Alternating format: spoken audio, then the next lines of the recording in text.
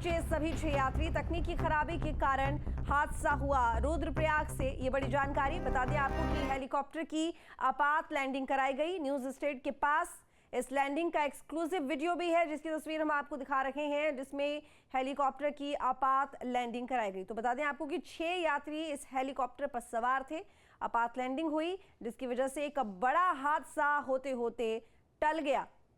तो बता दें कि एक बड़ी दुर्घटना हो सकती थी, लेकिन सूझबूझ पायलट की और आपात लैंडिंग के जरिए एक बड़ा हादसा होते होते टल गया। ये तस्वीर जो आप देख रहे हैं टीवी स्क्रीन पर, 2 तस्वीरें हैं। पहली जो तस्वीर है एक्सक्लूसिव वीडियो है आपात लैंडिंग का न्यूज स्टेट के पास, जो कि हम आपको दिखा रहे हैं कि किस तरीके से आखिर इन यात्रियों की जान बचाई गई है, किस तरीके से पायलट ने आपात लैंडिंग कराई है। दूसरी तस्वीर जो आप देख रहे हैं उस आपात लैंडिंग की जो प्रॉपर व्यू है, एरियल व्यू, वो हम दिखाने की आपको कोशिश कर रहे हैं।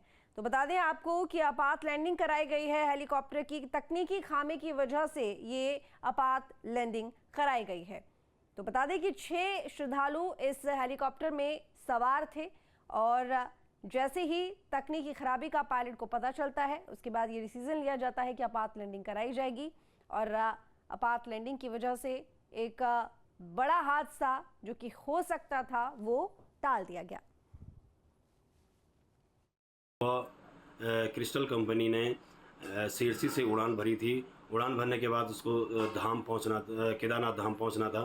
धाम पहुंचने के बिल्कुल कुछ दूरी पर ही उस तकनीकी खराबी के कारण इसे इमरजेंसी लैंडिंग करनी पड़ी, जिसमें कि 6 लोग सवार थे और 1 पायलट है, और जो कि सभी सुरक्षित हैं। टेक्निकल समय के कारण जो पायलट ने सूझबूझ करते हुए केदारनाथ हेलीपैड से थोड़ा ही पहले उसको लैंड करा दिया। उक्त में जितने भी पैसेंजर्स थे वो सभी सेफ हैं और सभी दर्शन के लिए चले भी गए हैं और इस पर फर्दर इन्वेस्टिगेशन की जा रही है। तो रोटर में खराबी के कारण यह आपात लैंडिंग, इमरजेंसी लैंडिंग कराई गई है। तस्वीरें देखिए कि किस तरीके से हेलीपैड से पहले ही हेलीकॉप्टर को ज़मीन पर उतारा गया। बताया जा रहा है कि जैसे ही हेलीकॉप्टर ने उड़ान भरी और जब वो हेलीपैड पर धाम के दर्शन के लिए उतरने वाला था, उसी वक्त तकनीकी खामी का पता चलता है और इमरजेंसी लैंडिंग कराई जाती है। तो अजीत हमारे साथ में जुड़े हुए ज़्यादा जानकारी के साथ में। अजीत, जानना चाहूंगी कि हेलीकॉप्टर की इमरजेंसी लैंडिंग तो हुई, यात्रियों की जान भी बच गई, लेकिन तकनीकी खामी की जो बात सामने आई है, जब भी कोई हेलीकॉप्टर उड़ान भरता है तो क्या उससे पहले जो तमाम मानक होते हैं उनको देखते हुए क्या चेकिंग होती है या नहीं होती है? इस पूरे मामले को लेकर क्या कुछ चल रहा है फिलहाल? देखिए, ये सुबह की घटना है और ये हेलीकॉप्टर 6 श्रद्धालुओं को लेकर के ऊपर जा रहा था। इसमें कुल 8 लोग सवार थे, 1 पायलट और 1 सह पायलट, और 6 यात्री थे। और इसके बाद जैसे ही केदारनाथ धाम में जो हेलीपैड बने हैं, जहां पर नीचे से हेली सर्विस से श्रद्धालु दर्शन करने के लिए जाते हैं, वहां पर हेलीपैड पर उतरने से तकरीबन आप ये समझिए कि 2-3 मिनट पहले ही ये इसका संतुलन बिगड़ गया। इसमें अंदर कोई तकनीकी खराबी आ गई और उस तकनीकी खराबी के चलते ये आपने अपने दर्शकों को जैसा अभी दिखाया भी कि वो हवा में लहराने लगा और वो ऊपर ही वो फिरकी की तरह उसका चक्कर काटने लगा।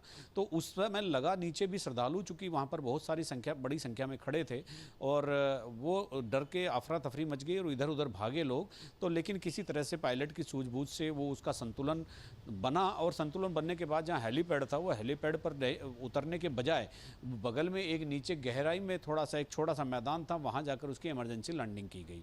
तो इसी दौरान वहाँ SDRF और तमाम जो दूसरे सुरक्षा एजेंसियाँ थी वो दौड़कर वहाँ पर गई, लेकिन गनीमत ये थी कि वो हेलीकॉप्टर लैंड कर गया इमरजेंसी में। तो चूँकि जिस तरह की तकनीकी खामी का जिक्र हो रहा है, उससे अगर ये जो इस समय जो टेक्निकल फॉल्ट आया था, जो भी आया, चूँकि जांच के बाद पता चलेगा क्या दिक्कत आई थी, अगर वो आप सपोज करिए अगर वो 5 मिनट पहले आ गया होता या 10 मिनट पहले आ गया होता, या जहाँ पर वो रास्ते का बीच है, चूँकि नीचे से फाटा या गुप्त काशी से ऊपर जाने में बहुत ज़्यादा समय नहीं लगता और 15 मिनट के आसपास का एक पूरा पूरा रन हेलीकॉप्टर से होता है। आप सोचिए अगर वो खामी यात्रा के बीच में आ गई होती, जहाँ से उड़ान भरते हैं केदारनाथ जाते हैं, उसके मिडिल पार्ट में आ गई, सेंटर पॉइंट पर आ गई होती, तो वहाँ पर तो कोई इमरजेंसी लैंडिंग का भी कोई किसी तरह का मामला नहीं था। नीचे मंदाकिनी नदी बहती है, उसका वेग वेग बहुत तेज होता है। ये खामी पहले भी हो सकती थी और गनीमत है कि ये नहीं हुई, ये अच्छा है। लेकिन जो टेक्निकल फॉल्ट है वो कहीं भी हो सकता है। यहाँ तो बिल्कुल हेलीपैड के बिल्कुल ऊपर था तो पायलट ने संभाल लिया, लेकिन ऐसी जगह होता है जहाँ कोई विकल्प ही नहीं होता, वहाँ एक बड़ी दुर्घटना होने से आज बच गई है। अब चूंकि DGCA दिल्ली ने भी इस पर संज्ञान लिया है और इसकी जांच के लिए उत्तराखंड सरकार को लिखा है। और इसके अलावा यहाँ भी नागरिक उड्डयन विभाग ने एजेंसी से पूछा है, टेक्निकल एक एक्सपर्ट की एक टीम बनाई गई है ताकि वो देखा जाए कि किस तरह की खामी आई है, क्या उसको लेकर के एजेंसियां पहले से सतर्क नहीं थी, क्या ऐसी खामी है, ऐसा पार्ट है जिसको पहले से दुरुस्त नहीं किया जा सकता था। इन सब चीज़ों पर अध्ययन चल रहा है। लेकिन एक चीज़ और मैं आपको बता दूं ऋतु, कि एक ऐसा हादसा जो बच गया है, लेकिन हादसा हो जाए तो बहुत ही ख़राब होता है, हो के टल जाए अच्छा तो होता है, लेकिन यात्रियों के मन में डर पैदा हो जाता है। और वो जो एक पैनिक क्रिएट हुआ है तो यात्री अब थोड़ा सा डर गए हैं। और आज की इस घटना के बाद यात्री भी एक बार सोचेंगे कि हेली सर्विस से जाया जाए या पैदल जाया जाए। क्योंकि ऐसा पहले भी आपने एक बार देखा होगा, पिछले बार भी एक हेलीकॉप्टर से किसी एक व्यक्ति की एक गर्दन कट गई थी, नागरिक उड्डयन विभाग का ही एक अधिकारी था, और ऐसे हादसे पहले भी होते रहे हैं। लेकिन फिलहाल बात यह है कि आज की जो घटना है वो वाकई बहुत संवेदनशील है। और सबसे अच्छा और सबसे खूबसूरत पार्ट इसका ये है कि पायलट ने अपनी सूझबूझ से उसकी इमरजेंसी लैंडिंग कर दी और सभी यात्रियों को सुरक्षित तरीके से बचा लिया। लेकिन अजीत, जिस तरीके से आप बता रहे हैं कि थोड़ी देर पहले ही अगर तकनीकी खामी आती तो फिर तब उस वक्त क्या होता।